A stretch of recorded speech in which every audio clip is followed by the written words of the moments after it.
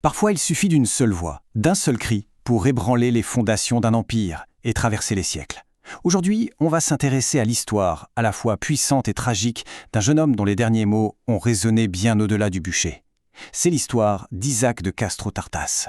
Ce récit est rendu possible grâce au formidable travail de recherche du portail Swahili Sephardi ORG. Alors on va plonger directement au cœur du mystère. Qu'a bien pu dire cet homme au moment de mourir pour semer la panique au sein de l'une des institutions les plus redoutables de l'histoire? Eh bien, la réponse est aussi surprenante que son courage fut immense. Pour bien comprendre la puissance de ces paroles, il faut d'abord qu'on se transporte là-bas, sur les lieux du drame, au moment précis où tout a basculé. Imaginez la scène. On est sur une place publique à Lisbonne, une foule est là, rassemblée pour assister à ce qu'on appelait, avec un certain cynisme, un auto-da-fé, un acte de foi. Au centre, un jeune homme attend son exécution. Mais qui est-il? Comment en est-il arrivé là? Pour le découvrir, il faut remonter un peu le temps. L'histoire d'Isaac, c'est avant tout celle d'une identité retrouvée. C'est le passage de l'ombre à la lumière, un chemin qui va le mettre, malheureusement, en confrontation directe avec l'Inquisition. Alors, pour bien saisir le contexte, il y a un mot qu'on doit absolument comprendre. Converso. Attention, il ne s'agit pas du tout de conversion volontaire. En 1497, des dizaines de milliers de familles juives au Portugal ont été forcées de se convertir. Pendant des générations, beaucoup d'entre elles ont continué à pratiquer leur foi en secret, à transmettre leurs traditions dans la plus grande clandestinité. Eh bien, la famille d'Isaac était l'une de ces familles. Le parcours d'Isaac est assez fascinant. Il naît en France sous une identité chrétienne, Thomas Louis. Mais vers 1640, sa famille réussit à trouver refuge à Amsterdam, qui était à l'époque un véritable havre de tolérance religieuse. Et c'est là que Thomas peut enfin vivre sa foi ouvertement. Il est circoncis et il adopte le nom d'Isaac de Castro. Il renoue avec ses racines. Et peu de temps après, son destin l'amène de l'autre côté de l'Atlantique, au Brésil. Il faut savoir que le Brésil du XVIIe siècle, c'est une terre de contrastes radicaux. C'est un lieu où la liberté et le danger de mort coexistent à seulement quelques kilomètres de distance. À cette époque, le Brésil était complètement coupé en deux. D'un côté, on avait Recife, sous contrôle hollandais. C'est là qu'Isaac s'installe.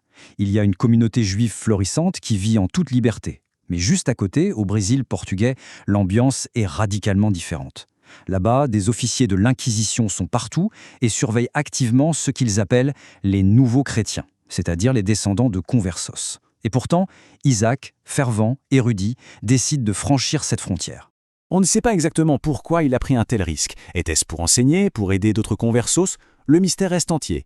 Mais une fois à Salvador de Bahia, en territoire portugais, il est reconnu.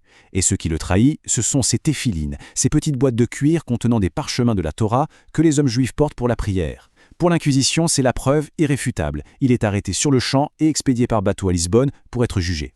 À Lisbonne, ce n'est pas juste un procès qui se prépare.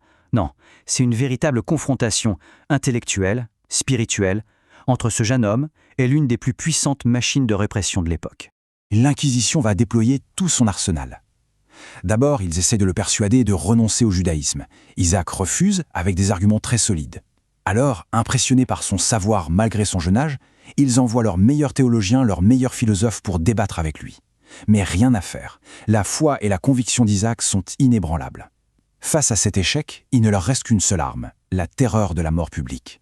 Et c'est là, au cœur de ce procès, qu'Isaac avance un argument, mais un argument complètement révolutionnaire pour l'époque, une idée qui résonne encore très fort aujourd'hui.